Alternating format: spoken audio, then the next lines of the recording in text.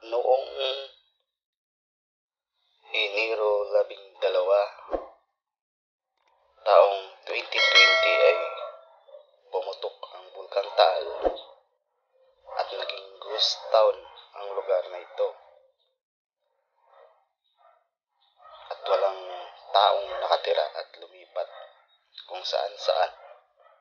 At ngayon ay nakita natin muli at nasilayan ang malaparaisong lugar. At marami na ring mga kababayan natin na dumadayo dito, magpapapicture at masilayan muli ang malaparaisong lugar na ito. At nakikita natin ang pagka-fully recover ng ating Mother Nature. At ang ating mga kababayan na nakatira dito ay nagsibalikan na rin at namumuhay na rin mapayapa at bumalik na rin ang sigla ng lugar at naging pagsisimula ng hanap buhay ng mga tao dito.